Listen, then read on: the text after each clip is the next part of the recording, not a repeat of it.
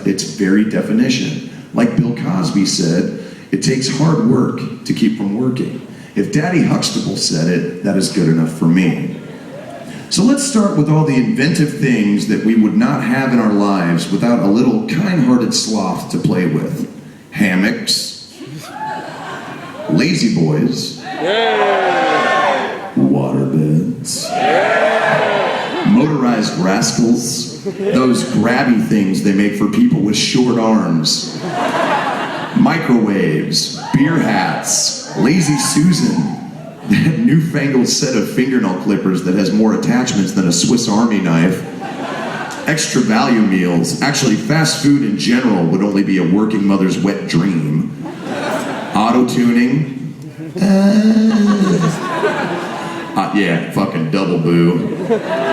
Automated car washes. Are you seeing a pattern here? Without a sense of sloth, the remote control would not exist. Without sloth, we would all be busy doing standard issue horseshit with time that could be better spent text voting for the next American Idol dipshit.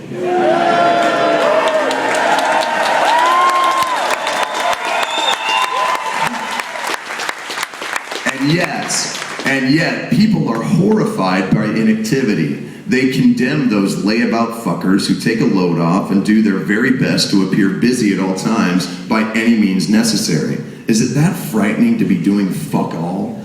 I do not understand it, but I have another one of my controversial theorems. And much like Raymond Chandler, it just might blow the lid off of this kooky little mystery. I used the very best techniques and technology to come to this earth-shattering hypothesis. I used silly putty, moon sand, and those blow pens that you can order on Cartoon Network. Before you say anything, my son left that out, and instead of cleaning it up, I put it to work. Do not judge me. Anyway, after crunching all the data, this is where I am on the subject. I believe this all started with comfy pajamas. Think about those nice and beat-up flannel PJ bottoms you reserve for Saturday morning coffee and Sunday game days. There is no one more malleable to little or no movement than a person just straight chilling in their jammy jams. I have to say, that shit is just as appealing as all get out. All you need after that is a robe made of dead towels and slippers that were once stuffed animals.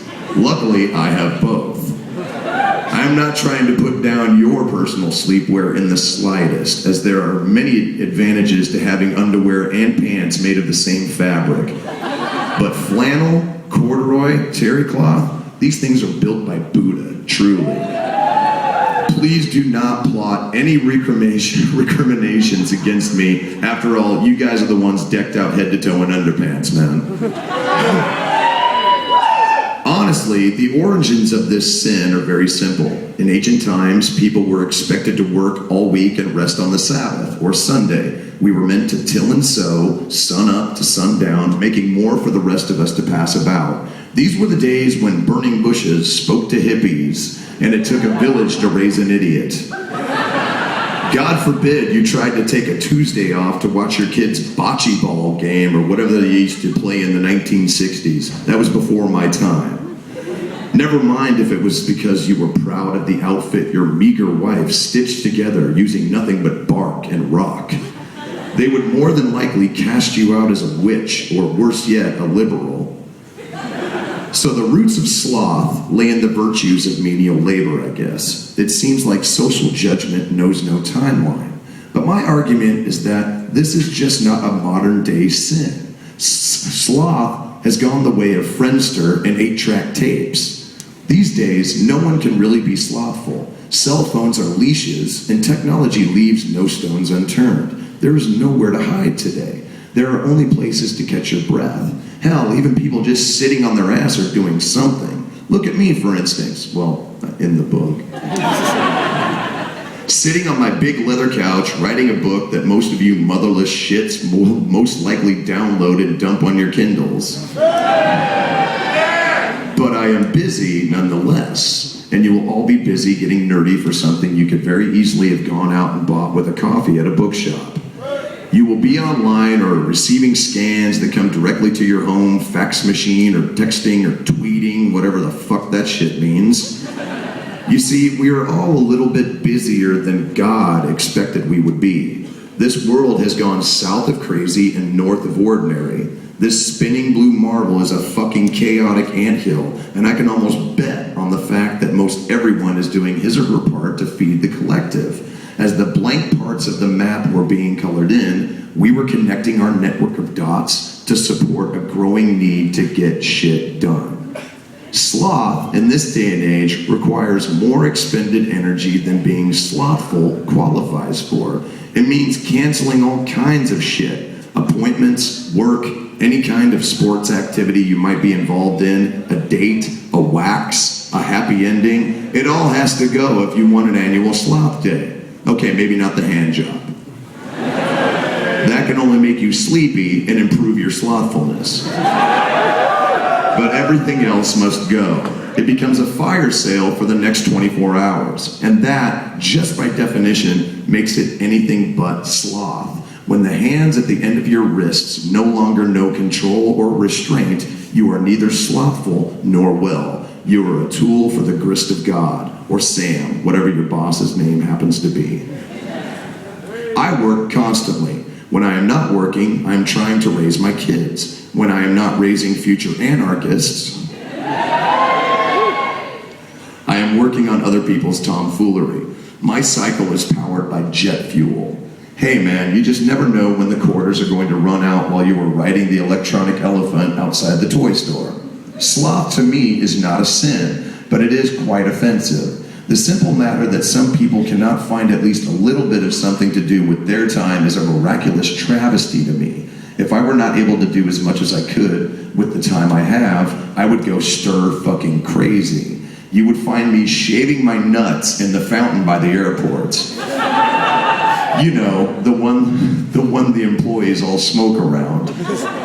My compulsion may come from serious childhood issues, but I refuse to assume that this could last forever. When I die, I want to leave behind enough proof so people remember I was alive in the first place. High five your nearest coworker, because that is true immortality. The price of sloth is the seat nearest the door to the linen closet. So because of my manic, frantic state of panic, I have spent the better part of 14 years traveling. I spend stupendous amounts of time on planes, buses, cars, trains, ferries, and other forms of transportation. I work on all of the above. I've become the ever-present cocksmear on the plane, the guy who has his shit ready to go before he even gets to security. So sloth does not exactly find itself susceptible to growth in the petri dish that is my life. I move too fast to let the moss gather momentum. My temptation is more work, and I am still trying to figure out what the hell is wrong with me. I do not foresee any test results in the near future. I used to complain about too much work. Now my veracity knows no bounds. I will drive myself into the ground before I allow myself to get too comfortable on the couch. Besides, too many of my friends have broken my furniture. Why do you think I am writing this fucking book in my kitchen? Anyway, vacations are nice, and there is always time to watch Dexter. But if I am not working toward 15 goals at once, yeah, fuck yeah, give it up for me.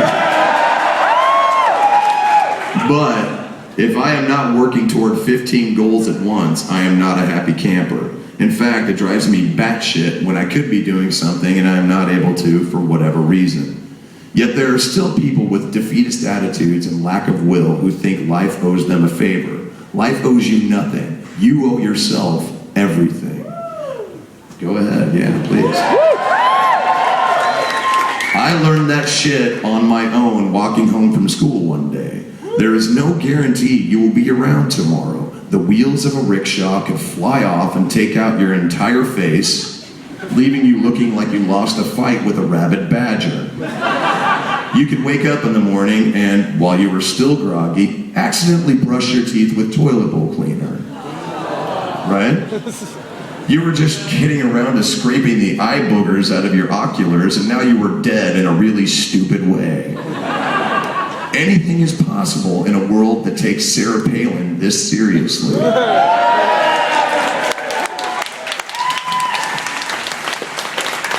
So, get off of your ass, take a shower, and fix that fucking cabinet door in the bathroom. And that's where I'll end that chapter right there.